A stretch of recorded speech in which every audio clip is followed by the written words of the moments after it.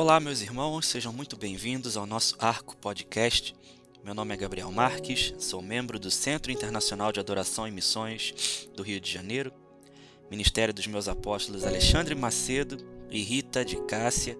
Esse episódio é um oferecimento do CETERJ, o Seminário Teológico do Rio de Janeiro, liderado pela minha irmã Tamara e que tem a missão de promover um avanço para o seu chamado.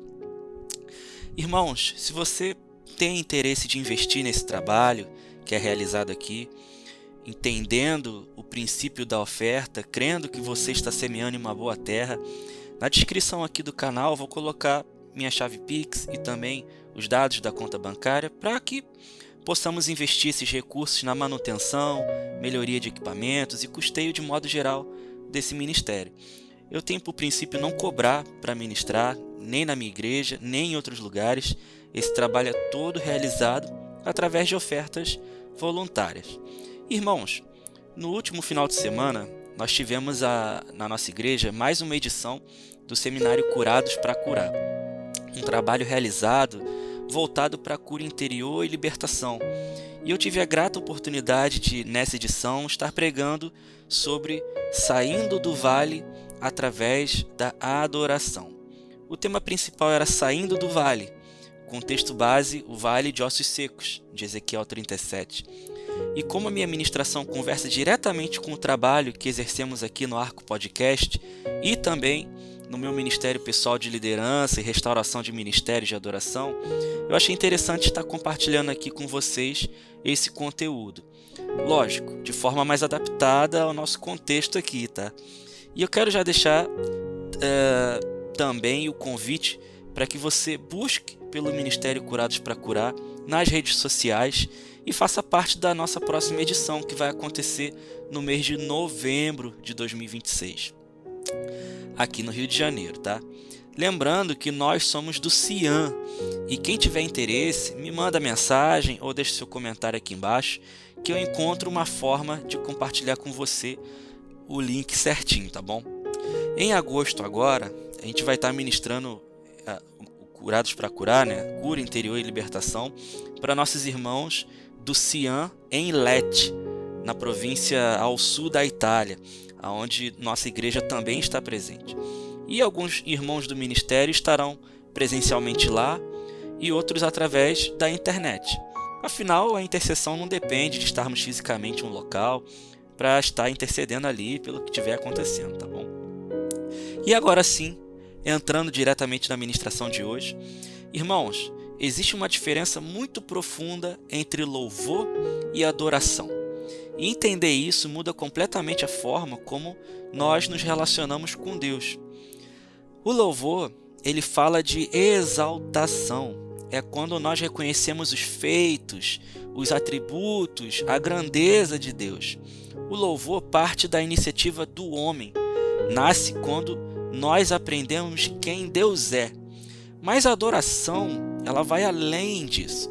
A adoração nasce da revelação de quem Deus é. Ela surge quando Deus se manifesta a nós de maneira pessoal.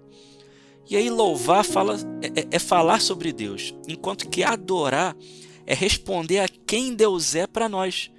Por isso, só consegue adorar de verdade quem conheceu a Deus, além das informações, além da religião, além do ambiente de igreja. A adoração verdadeira sempre nasce de um encontro. E a Bíblia, ela nos apresenta várias expressões de adoração. Em hebraico, por exemplo, existe a palavra yadá, que é adorar com as mãos erguidas. Existe também todá, que é agradecer antes mesmo de receber. Existe barak, a adoração de rendição, de joelhos dobrados. Existe halel, que é a celebração extravagante, de onde surge o termo halel yah, ou aleluia em português, que significa isso, né? Celebrar a Deus, celebração a Deus. Existe o zamar, que é a adoração com instrumentos. Existe o terrilá, o cântico espontâneo que brota do Espírito. Enfim, existem vários termos. E no Novo Testamento aparecem vários, em grego também, como proskunel, que fala da rendição absoluta, latreuo, que é adorar através do serviço, e mais outros 10 termos aí no mínimo, tá? Tudo isso eu trouxe para revelar que a adoração nunca foi apenas música. Música pode conduzir a adoração como uma ferramenta, mas a adoração é uma postura espiritual diante da presença de Deus.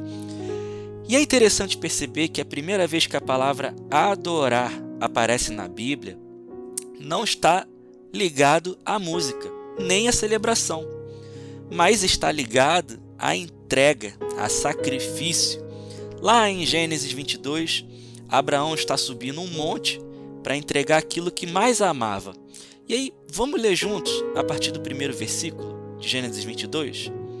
Diz assim, aqui na minha versão, para esse texto eu estou usando a versão King James, tá? A partir do versículo 1. E aconteceu depois dessas coisas que Deus provou a Abraão e lhe disse, Abraão, e ele disse, eis-me aqui. E ele disse, toma agora o teu filho, teu único filho Isaque, a quem tu amas, e vai para a terra de Moriá, e oferece-o ali como oferta queimada sobre um dos montes que eu te direi, ou como holocausto em outras versões. E Abraão levantou-se cedo de manhã, selou o seu jumento e tomou consigo 2 de seus servos, e Isaque, seu filho, e cortou a lenha para a oferta queimada, e se levantou e foi para o lugar que Deus lhe dissera. Então, no terceiro dia, Abraão levantou seus olhos e viu o lugar de longe. E Abraão disse aos seus servos, ficai aqui com o jumento, e eu e o menino vamos adiante para adorar, e voltaremos a vós. E a primeira menção de adoração na Bíblia acontece num altar. E isso não é coincidência, porque a verdadeira adoração sempre vai custar alguma coisa. E para dizer a verdade aqui com vocês, ela sempre vai custar tudo. Mas Deus não queria matar Isaque ali. Deus queria revelar o coração de Abraão, porque o altar revela quem governa o nosso interior. Existem pessoas que cantam sobre entrega, mas nunca entregaram nada, ou entregam daquilo que lhes sobra, tal qual Caim, lá no Velho Testamento, ou os ricos no templo, né? Ali no contexto da oferta da viúva, lá no Novo Testamento. Então existem pessoas que falam sobre rendição, mas ainda negociam áreas inteiras da vida com Deus. E Abraão conhecia tanto ao Senhor que o autor aos Hebreus diz que Abraão acreditava que Deus poderia ressuscitar Isaque dentre os mortos, mesmo isso não tendo sido prometido em lugar nenhum por Deus quando Deus pediu Isaque em holocausto. Isso é adoração.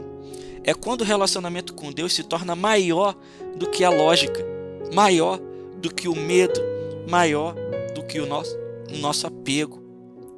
E é exatamente aí que muitos vales começam a ser vencidos, porque existem batalhas que não serão resolvidas apenas com o esforço humano.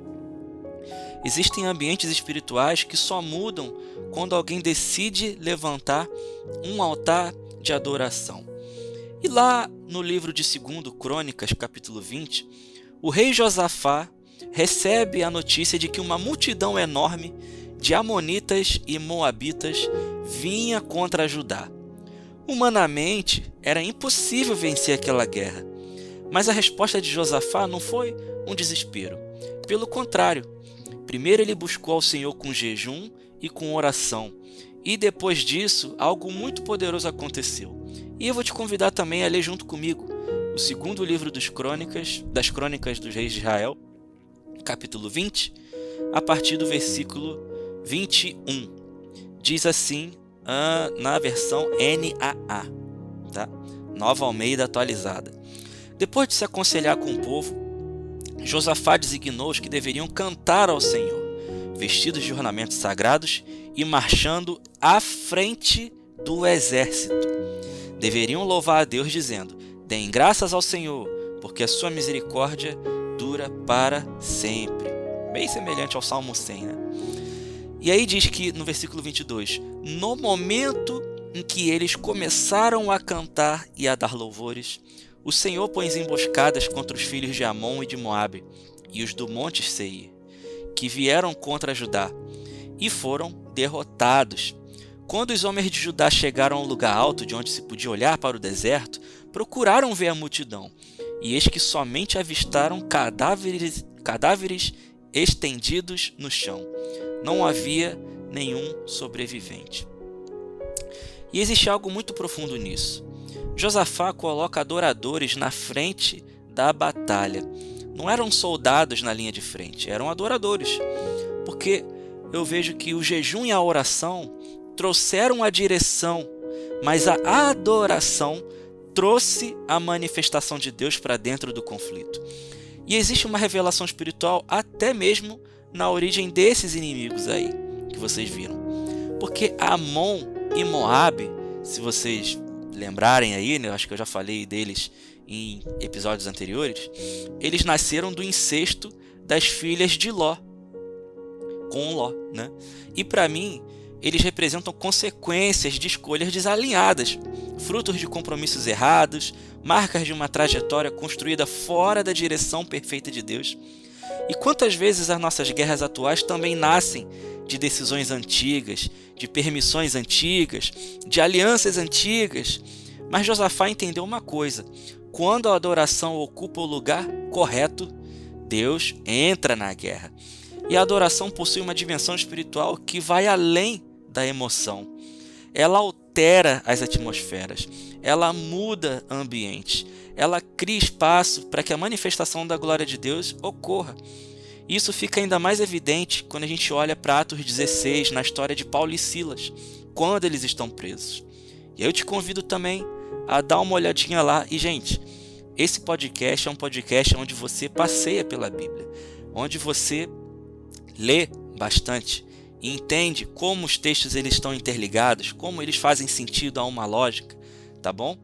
Então vamos dar uma olhada lá a partir do versículo 25 do capítulo 16 de Atos dos Apóstolos. Diz assim a palavra de Deus, também na versão NAA.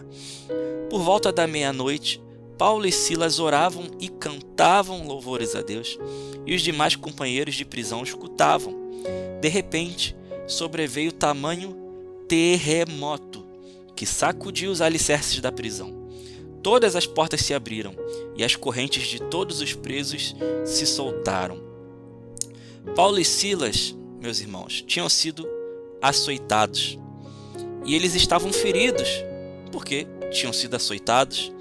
Eles estavam humilhados porque eles apanharam por estarem pregando a palavra de Deus e presos injustamente porque eles eram cidadãos romanos, eles não deveriam ser tratados daquela maneira que eles foram.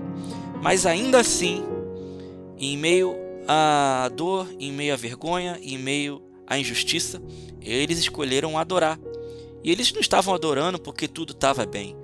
Eles adoravam porque conheciam o Deus a quem eles serviam. E existe um tipo de adoração que só nasce na meia-noite, né? Na hora mais escura da nossa existência, em um cenário de completa desesperança. Existe um som que só é liberado quando tudo parece perdido, quando tudo parece apertado demais. E foi naquele ambiente que a glória de Deus se manifestou. E o mais impressionante é que a libertação não alcançou apenas Paulo e Silas, que estavam adorando ali. Todos os presos foram impactados. O carcereiro foi salvo. A família do carcereiro foi alcançada. Porque quando a presença de Deus invade um ambiente, ninguém sai ileso. A adoração transforma prisões em cenários de glória. E chegando finalmente aqui no título da nossa ministração de hoje, nós vamos observar também a Bíblia associando a adoração ao incenso. E para entender isso, nós precisamos analisar alguns cenários, tanto no início da Bíblia, quanto no final em Apocalipse. Vamos olhar especificamente aqui para Êxodo 30, quando Deus estabelece o altar de incenso. Também na versão NVI, que nessa aqui traz um entendimento mais legal, tá? Abra comigo sua Bíblia em Êxodo 30, a partir do versículo 1. Nós vamos ler o versículo 1, o 6, 7 e 8, tá? Diz assim a palavra de Deus: Façam um altar de madeira de acácia para queimar incenso. Coloque o altar em frente do véu que se encontra diante da Arca da Aliança, diante da tampa que está sobre ele, onde me encontrarei com você. Arão queimará incenso aromático sobre o altar todas as manhãs, quando vier cuidar das lâmpadas, e também quando acendê-las ao entardecer. Será queimado incenso continuamente perante o Senhor pelas suas gerações. Irmãos, o altar de incenso, ele não estava ligado ao povo, ele estava ligado à presença de Deus, ele estava ligado ali ao altar, né, de adoração, o altar onde estava ali a Arca da Aliança, né? Então, ele ficava diante dessa arca, diante da manifestação da glória de Deus. A arca, ela tinha essa representatividade de ser a presença de Deus ali manifesta, né? E o incenso queimava continuamente. Isso revela que Deus sempre desejou uma adoração contínua diante dele. E para você entender como funcionava, né, naquele tempo ali, a dinâmica do templo, no modelo de Moisés, a gente tem que entender que o templo era dividido em 3 partes. Uma parte grande chamada átrio, que era onde as pessoas, de um modo geral, tinham acesso e traziam suas ofertas para serem queimadas, né? Tinha um outro lugar, um segundo lugar chamado Santo Lugar, que é onde ficavam os levitas e os sacerdotes que serviam no templo e faziam ali os sacrifícios. E um terceiro lugar chamado Santíssimo Lugar, ou Santo dos Santos. Esse terceiro lugar ficava separado do Santo Lugar, ou seja, da segunda parte. Ficava separado por um véu. E ali dentro ficava a Arca da Aliança, dentro desse lugar santíssimo aí, Santíssimo Lugar. O sumo sacerdote era o único cara que podia entrar ali uma vez por ano para aspergir sangue como sacrifício na tampa da Arca da Aliança, que também era chamada de propiciatório. E esse sumo sacerdote entrava com uma corda amarrada na perna e um sino no pescoço. Por quê? Porque se fosse achado alguma falta nele, algum pecado, ele era consumido pela glória de Deus e morria ali mesmo.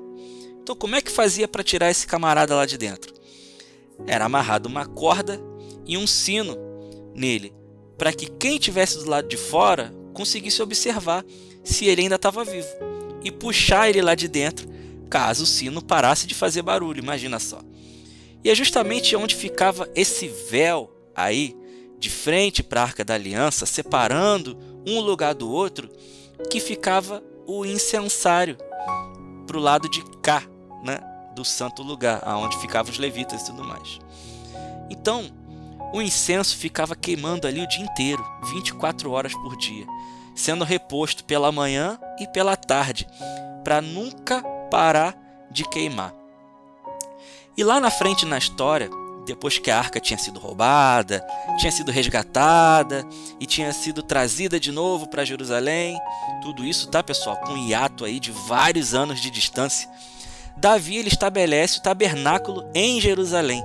E algo muda completamente, meus queridos irmãos. Davi, ele coloca a Arca da Aliança no centro do templo, no centro da cidade. A presença deixou de ficar escondida e ela passa a ocupar o centro da nação. E ao redor da arca existiam levitas adorando continuamente em turnos que totalizavam 24 horas de adoração contínua. Não havia mais ali um altar físico de incenso, né? Esse altar ficou, né, em outro lugar, como no tabernáculo de Moisés tinha ali, né, esse altar de incenso. Nesse modelo de Moisés, de Davi, não tinha mais. Ele estava ali no meio da cidade, não tinha como, né? Mas havia homens oferecendo uma adoração incessante. O incenso agora, nesse modelo de Davi, deixou de ser a fumaça de um incenso queimado e passou a ser o som de uma adoração contínua. Os levitas se revezavam em turnos de adoração e o altar era cercado continuamente do som da adoração, que substituiu a lógica do incenso, tá? Isso aponta diretamente para o modelo de adoração que existe nos céus, ao redor do trono do Cordeiro. Mas Gabriel, de onde você tirou isso? Vamos lá, vamos dar uma olhada como é que João viu isso lá em Apocalipse 4. Agora aqui no versículo, nós vamos ler o versículo 2, 5 e 8, tá bom? Diz assim: imediatamente eu me achei no Espírito, e eis que havia um trono armado no céu, e alguém estava sentado no trono. Versículo 5. Do trono saíam relâmpagos, vozes e trovões, e diante do trono estavam acesas 7 tochas de fogo, que são os 7 Espíritos de Deus. Versículo 8. E os 4 seres viventes, tendo cada um deles respectivamente 6 asas, estavam cheios de olhos ao redor e por dentro, não tinham descanso, nem de dia, nem de noite, proclamando: Santo, Santo, Santo é o Senhor Deus, o Todo-Poderoso, aquele que era, que é e que há de vir. Tá, Gabriel, mas cadê o nosso papel nessa história? Porque se os anjos já adoram a ele 24 horas por dia, então ele não precisa da nossa adoração, né? Calma, meu amigo, minha amiga. Vamos dar uma olhada mais à frente um pouquinho. Lá no capítulo 8, a partir do versículo 3, vai dizer assim também. Olha que interessante, olha como é que é parecido. Veio outro anjo e ficou em pé junto ao altar, com um incensário de ouro, e lhe foi dado muito incenso. Preste atenção nisso. Foi dado muito incenso para o anjo, né, no incensário de ouro, para oferecê-lo com as orações de todos os santos sobre o altar de ouro que está diante do trono. E da mão do anjo subiu à presença de Deus a fumaça do incenso, com as orações dos santos. Então o anjo pegou o incensário, encheu-o de fogo do altar e o atirou à terra, e houve trovões, vozes, relâmpagos e terremoto. Interessante, né? Aconteceu na terra exatamente o reflexo daquilo que é realidade diante do trono de Deus de Apocalipse 4. E existe uma adoração acontecendo continuamente diante do trono. O céu nunca perde a consciência da santidade de Deus. E quando nós adoramos na terra, olha que legal, nós nos alinhamos àquilo que já está acontecendo no céu. E nós nos tornamos esse incensário. Nós é quem damos muito incenso de adoração, que é misturado com as orações. A nossa adoração, ela sobe a Deus como fumaça diante do Senhor. E é nesse ambiente que Deus manifesta a sua glória, o seu poder, o seu livramento e a sua presença com sinais, prodígios e maravilhas. Paulo e Silas experimentaram do terremoto que trouxe livramento a eles. Josafá experimentou do livramento quando subiu um incenso da adoração à frente da batalha.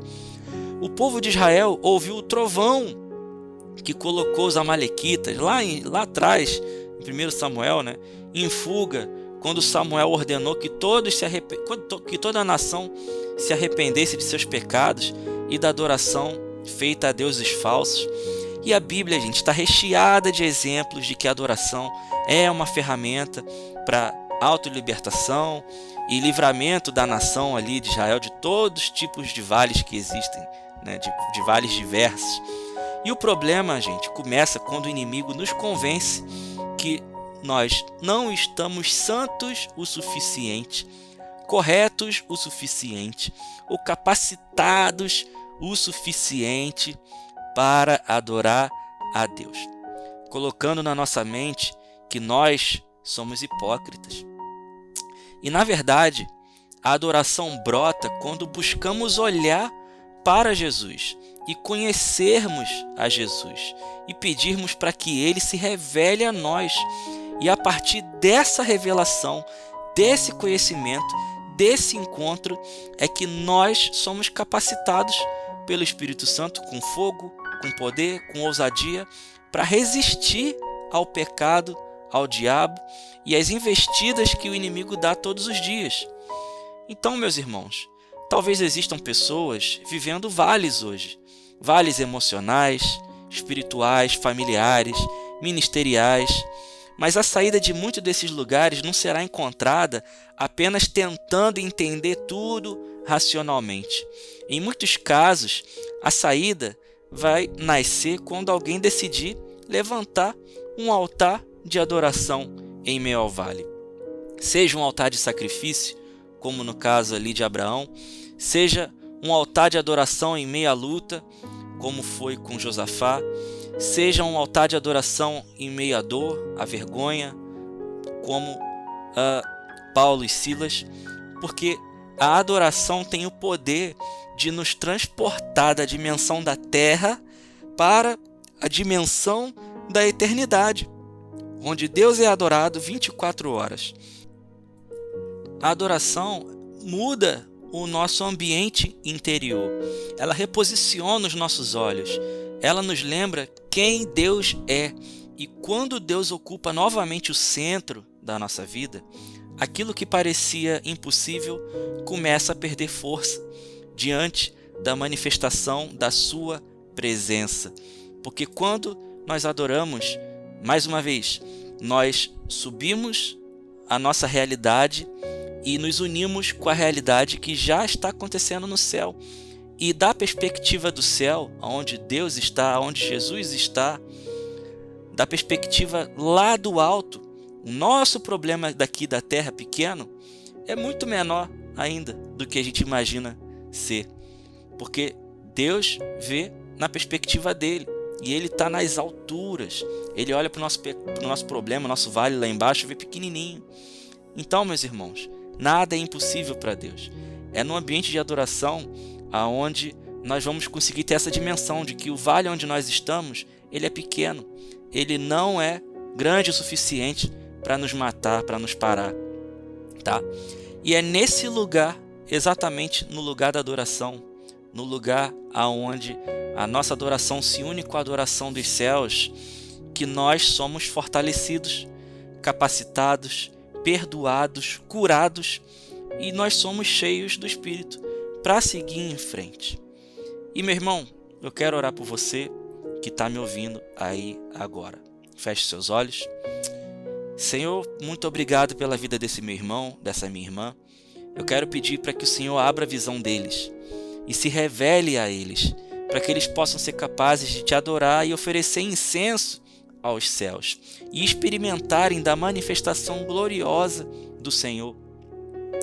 Pois a adoração, como nós aprendemos aqui na lição, traz o Senhor para dentro das nossas batalhas, quebra estruturas de prisões, gera um ambiente para o teu agir. Guarda esses meus irmãos e coloque eles no lugar de entendimento da tua palavra, para que eles utilizem a adoração como uma chave para acessar a tua presença, em nome de Jesus. Amém. Muito obrigado a você que permaneceu até aqui, seja você do Brasil, dos Estados Unidos, de Portugal, Vietnã, Japão, Espanha, Itália, entre outras nações em que esse podcast já está chegando. Então deixa o seu comentário aqui, pois ele é muito importante para nós. Curta e compartilhe esse episódio com seus amigos e irmãos e nos ajude a propagar a palavra do Senhor por todas as nações da terra, tá bom? Um grande abraço, fica com Deus e até o nosso próximo episódio. Valeu!